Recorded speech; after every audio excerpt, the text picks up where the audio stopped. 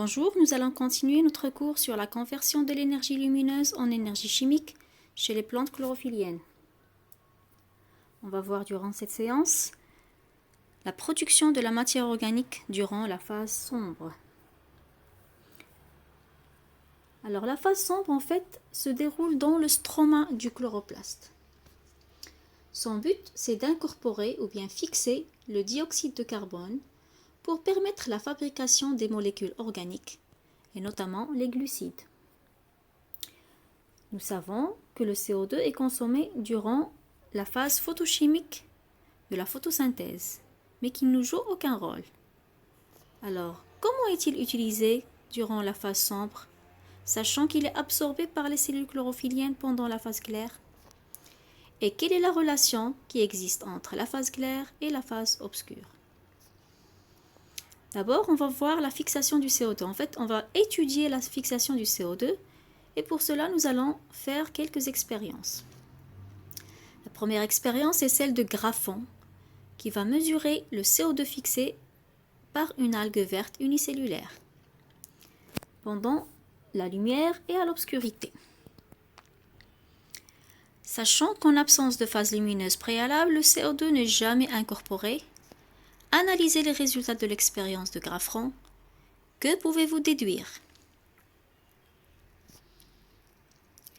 Eh bien, on voit bien que pendant la phase lumineuse, l'incorporation du CO2 est stable et importante.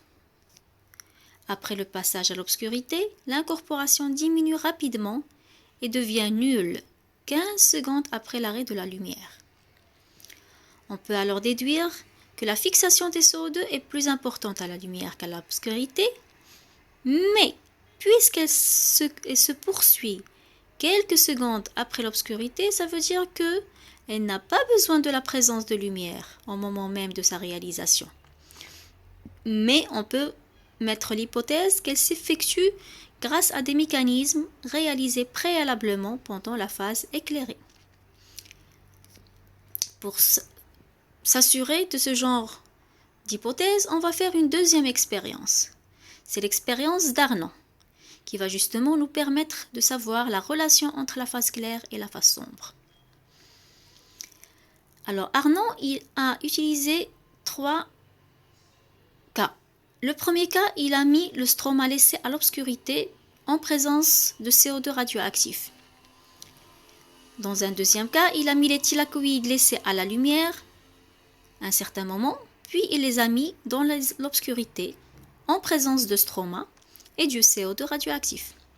Et dans un troisième cas, il a laissé le stroma à l'obscurité et il a ajouté à ça le CO2 plus de l'ATP et RH2, et en l'occurrence on peut utiliser en fait un accepteur, ou bien le NADPH2 comme source d'énergie aussi. Alors, notons bien que si les thylakoïdes sont isolés tout seuls à la lumière, en présence du carbone radioactif, du CO2, la quantité de carbone fixée dans le stroma est nulle. Alors, on devrait analyser ces conditions expérimentales et les résultats et déduire les conditions nécessaires pour la fixation de CO2. Et ainsi montrer le couplage entre la phase claire et la phase sombre. Alors, on remarque que dans le stroma à l'obscurité, la fixation de CO2 est faible. Elle est de 4000 coups par minute. Dans le stroma plus thylakoïde ayant été éclairé à l'avance, la fixation du CO2 est très importante. En fait, les thylakoïdes éclairés fournissent au stroma, qui se trouve à l'obscurité, des éléments permettant la fixation du CO2. Comment savoir quels sont ces éléments? Alors en fait, les thylakoïdes ont été remplacés par de l'ATP plus RH2 dans le troisième cas. Et ceci a provoqué la fixation importante de CO2. Donc, les éléments fournis par les thylakoïdes peuvent être de l'ATP et RH2. On peut alors déduire de cette expérience que la fixation du CO2 dans les molécules organiques se fait dans le stroma, à partir de l'ATP et RH2 qui a été déjà fabriqué pendant la phase claire. Donc, la fixation du CO2 s'effectue dans la phase sombre, mais pour cela, elle a besoin de produits qui ont été déjà fabriqués à l'avance au niveau de la phase claire, qui sont les deux types d'énergie, l'ATP et le RH2.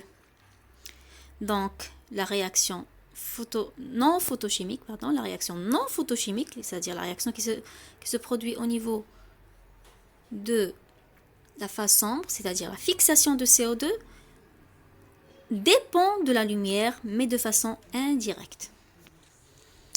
Alors maintenant, on pourrait expliquer l'arrêt de la fixation du CO2 après seulement 20 secondes du passage de la lumière à l'obscurité, ce que nous avons vu dans l'expérience de Graphon tout à l'heure.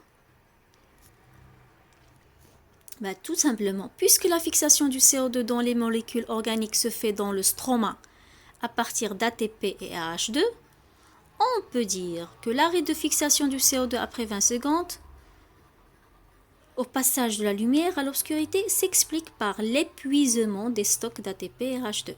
C'est-à-dire que le stroma utilise le reste d'ATP et RH2 qui était toujours en stock dans le stroma, même s'il n'y a pas de lumière. Mais une fois que c'est épuisé, bien sûr, la fixation de CO2 s'arrête. Alors maintenant, quel est le devenir du CO2 et comment la matière organique sera produite? Pour cela, on va utiliser les expériences de Calvin et Benson, qui ont utilisé une méthode ingénieuse qui consiste en maintien des chlorelles, ce sont des plantes aquatiques, chlorophylliennes, dans un récipient où l'on fait barboter du dioxyde de carbone. Celles-ci sont refoulées dans un tubule souple et transparent qu'elle parcourt en un temps donné grâce à une pompe. Alors, on peut injecter le CO2 à des points variables. Comme ça, l'algue va l'incorporer. Les cellules tombent enfin dans le méthanol bouillant, ce qui bloque instantanément toutes les réactions. Donc, ainsi, on pourra marquer les molécules carbonées produites. Et plus on rapproche l'injection du carbone de l'extrémité, bien de la fin de la tubulure, moins les chlorols seront restés longtemps en contact du carbone 14. Comme ça, on peut établir une chronologie de la formation des molécules. Ensuite, les substances qui ont été synthétisées et récupérées au niveau du méthanol, on va les séparer par chromatographie et on pourra les révéler par autoradiographie. Et ça donne les résultats suivants. La première image, c'est ce qu'on a retrouvé après 2 secondes. La deuxième image, c'est ce qu'on a trouvé après 5 secondes. Et la troisième image, ce que nous avons trouvé après 30 secondes. Donc on voit bien qu'après 2 secondes de mise en présence d'algues, avec le carbone radioactif, on a une apparition d'un premier composé organique appelé APG, ou bien acide phosphoglycérique. Après 5 secondes, on a apparition des molécules en 3 carbones, et un corps gras en 5 carbones, qui s'appelle le ribulose biphosphate. Après 30 secondes, il y a apparition de saccharose et différents acides aminés, en plus des produits qu'on a déjà trouvés, APG et Rudip. Alors la question qui se pose maintenant, c'est quelle est la relation entre ces molécules? Et à quel niveau le CO2 est-il incorporé? Et comment la matière organique est synthétisée? C'est ce que nous allons voir la séance prochaine. Au revoir.